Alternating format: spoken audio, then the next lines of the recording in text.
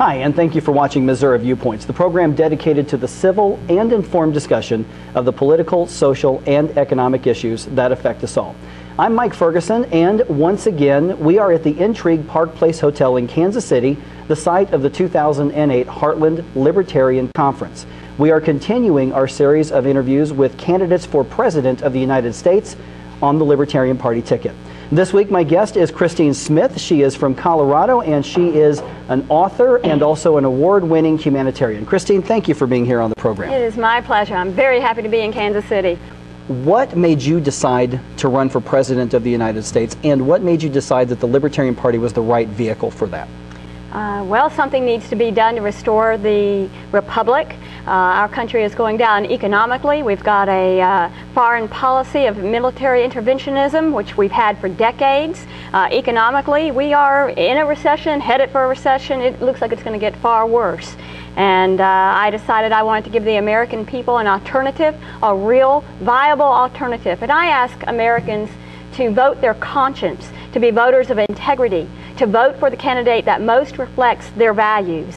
And I certainly believe that the Libertarian Party and libertarian principles reflect the majority of Americans. Why did I choose this vehicle? Because I'm a libertarian. I believe in libertarian principles. I believe in non-interventionism. I believe in taking care of Americans and not going around the world in search of monsters. And every libertarian feels that way. And I believe that the American people are ready for the Libertarian Party. I want to reach out to women and young people, those who are struggling, because libertarian principles, more than any other party, we offer you solutions to actually get us on a path to a freer and better America. And the time is right. The people are ready for it. Dr. Ron Paul's campaign has shown us that the American people are hungry, ready, receptive to liberty. Now, when running for office is hard enough as it is, now when you're running on a third-party ticket, one that's we've never won above a state legislative race, you get this question often, I'm sure. Someone says, I like what you say, but you're not going to win. I'm just throwing away my vote. How do you react? I say a wasted vote is a vote for a Republican or Democrat. And when I talk about the GOP, I exclude Dr. Ron Paul from that. He is the only true conservative or true Republican, what the Republican Party used to stand for. So when I speak of the GOP, I'm always excluding him. But other than he, none of the candidates from the GOP or the Democratic Party really care about the best interest of Americans. And I say that that is a wasted vote. There's a quote from Einstein that said, one definition of insanity is to do the same thing over and over and over and expect a different outcome. Well, that's what the American people have been doing. And if you cast a vote that way, things are going to continue on this status quo, which is downward. It's a downward spiral, and we're going fast. I say that a wasted vote is a vote for one of them. If the majority of Americans actually voted their values and what they believed, once they learned about the Libertarian Party, I believe that we can build a very strong force, and it's a matter of a path toward liberty, and they should be part of putting us on this path. Otherwise, they're part of the problem. Tomorrow we're going to have the debate right up here on this stage. You're going to be one of the 6 candidates who have been invited to be in this. There are 16 total announced candidates for the Libertarian nomination. Right. What sets you apart? Why should the delegates vote for you when we go to the National Convention? Why should the general public support you up to the point of the nomination? First of all, yes, it almost becomes a joke, the number of people who are seeking the LP nomination, but I would share with your viewers that the majority of those seeking the LP nomination are not libertarians. We, unfortunately, because we fight and work so hard for ballot access, have many people who want to try to take advantage of that. And we've got socialists running, we've got Greens running, we've got neocons running. But take a look at their platform or take a look at their recent past, and you can quickly exclude the actual true libertarians from those who you can discount immediately. Out of that 16, there may be, off the top of my head, I would say maybe 3, maybe 4 actual libertarians are running. And what distinguishes me from them is the fact that I can do that which none of them have been able to do, or I believe would be able to do as capable as I would, to reach out to women in this country, to reach out to young people, to reach out to those, as I said earlier, who are struggling, even in poverty, because libertarian solutions are the key. And I believe that one of the weak spots of the Libertarian Party and our presidential candidates is that we do the same thing. We get a white male candidate who goes and primarily speaks to white male audiences.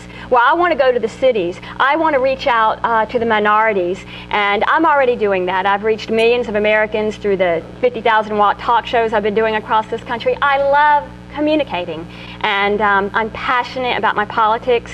I truly care. Truth is my highest priority, and I feel more than any other candidate I will be able to reach more Americans. We've got a few minutes to get into a couple of the actual, campaign issues. Sure. That we have.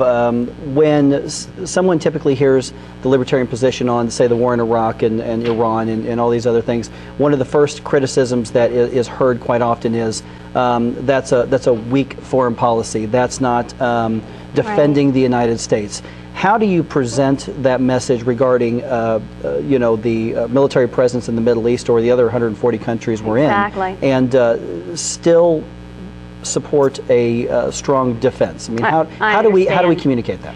Well, as you said, for me, I am for the immediate withdrawal of all troops and U.S. personnel from Iraq, and I'm not a pacifist. And that's really the key to your question there. I am for a strong military defense.